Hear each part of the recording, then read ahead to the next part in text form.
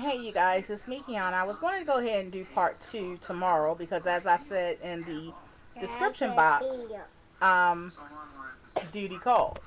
So what I did was I just go ahead and knock that out the way so that you guys can actually get the full concept of what I'm actually telling you guys. So I'm actually telling y'all some real talk. This is survival 101 at its finest. Because what I'm telling you is not something I've read in a book, not something that I got a degree on, not something that I overheard. I'm telling you something that I've lived. I'm telling you something that not only have I lived, but I've lived for years and years doing.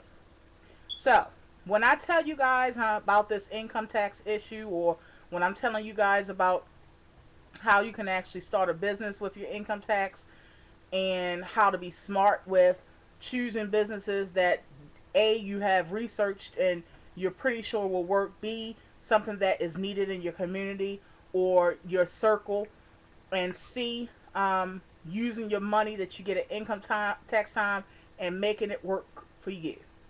This is something that I've used to feed my kids all year long. I'm not saying don't splurge, you guys. That's not what I've said, and I said it in my previous video. That's not what I'm saying. What I'm saying is that do your little splurges, get the stuff that you want, but also make that money work for you all year long. Be smart, be wise. If you can live out somebody else's dream, you guys, because when you work for someone else and when you work for a company, say you work for Johnson and Johnson, what you're in fact doing is living out his dream. One day he had a vision. He had a vision or desire inside of him to do something, to start a foundation with a company, or to come out with a line of products that people would enjoy or like, or that they needed. That was his vision. You, being an employee, are living out his vision by working there. You are a part of the process to get his vision towards full potential. And that's okay.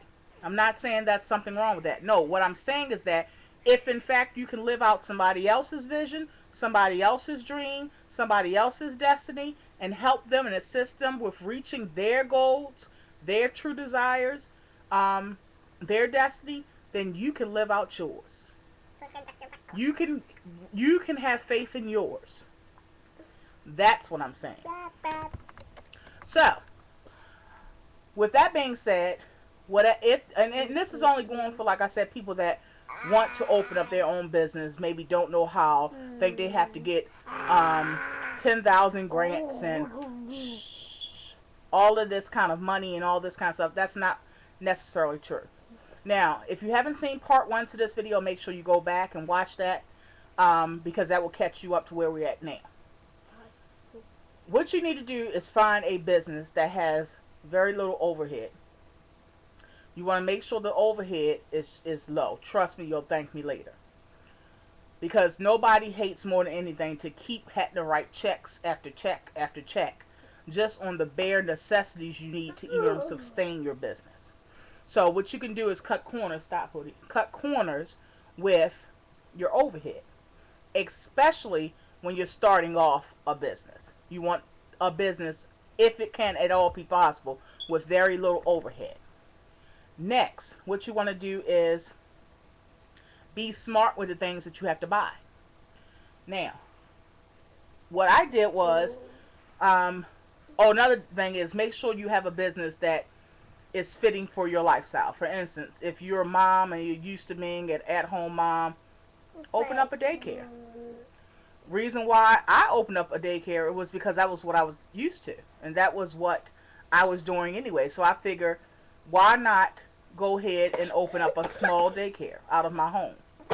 What I did was, and again, I'm only telling you guys what I've done. Now, you can apply these things, these thoughts to, what you want to do. But I'm just telling you what was successful for me. Okay?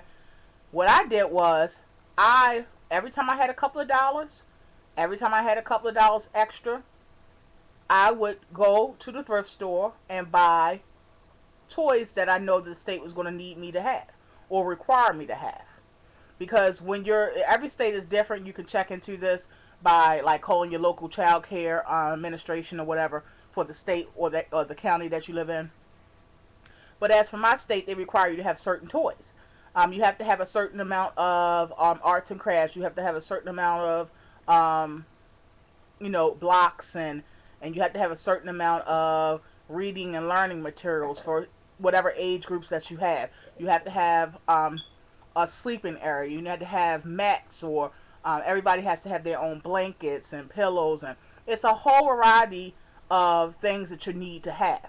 So what I did was, whenever I would have extra money, I would go to the thrift store and buy items that I know was going to be required, and I just would gather those items over like it took me about 3 months to gather all the items.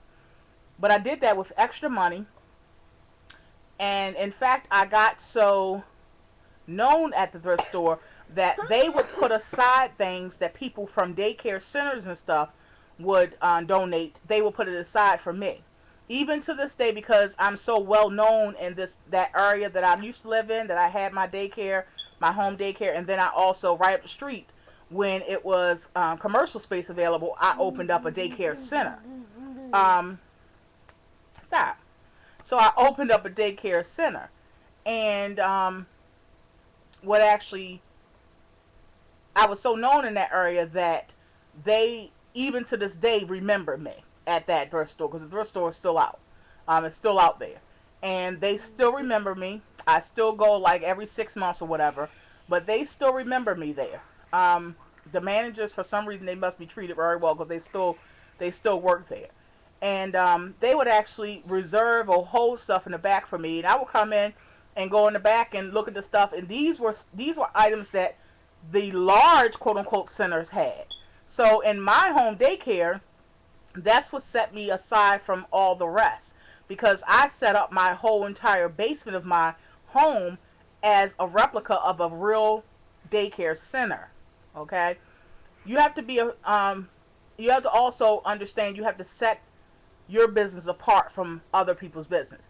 When people have home daycares, they often just have a couple of toys, and they don't want to change their living area around, and they want to still maintain their decor.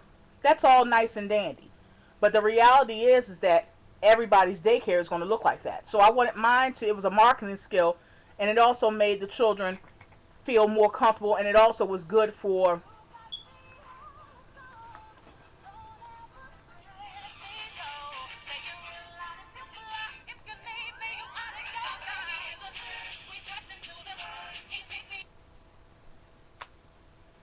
hey baby, what's up? Okay, that's dad. That's daddy at his part-time job.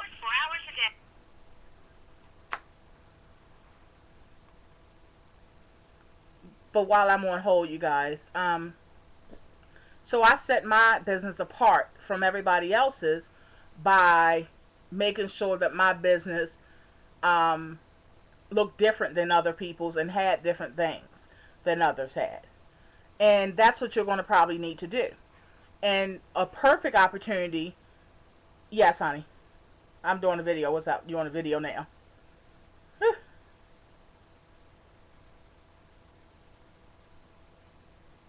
What?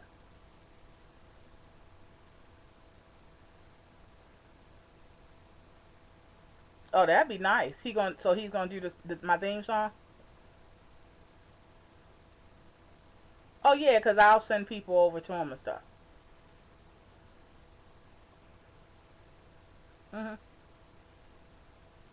1 second, you guys. Uh-uh.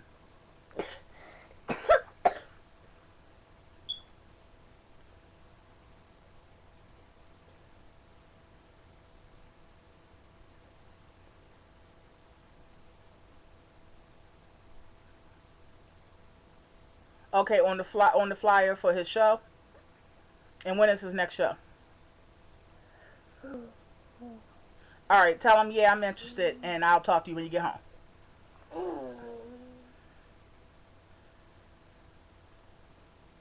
Okay. Okay, let me go because I'm doing the video and you're right on the video now. All right, then. I'll see you when you go home. All right, bye-bye. Love you. Bye-bye. Okay, I'm sorry, you guys. As you see we have to wear many hats. We have to juggle the phone, the baby, the video, all that kind of stuff.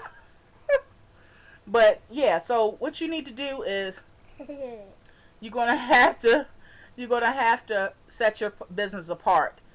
Even if it means, taking over an area that you may don't want to have to take over. And this is concerning the daycare center. Now, with my transportation company, the fees, what I did was I used my income tax for 2 years ago, and we started the transportation company. And of course, we had to pay for the van, pay for the bonding, pay for the licensing for the sedan and limo license, had to pay for signs for the van. It, you have to pay for, it's a couple of things, it's a lot of things that you have to pay for. But the thing is that, like I said, splurge, get your little things that you want, but also make that money work for you. Be smart, investigate the field that you want to go into. Whatever the requirements is, go slightly above that just to make sure that you are separated as far as business minded and stuff. As far as business, you're better than the next business next to you. So don't just meet the requirements, go above those things. Ooh, you want a napkin? And like I said, make that money work for you. So I hope this video has helped somebody out there. I'll get more into it probably tomorrow. Whatever questions that y'all may have, you can put them below. But yeah, I hope I've helped you, told you guys what I've done, why I've been successful, and how I was able to let that income tax money work for me all year long. On that note, you guys, I love you all so much. Thank you for listening. Be blessed.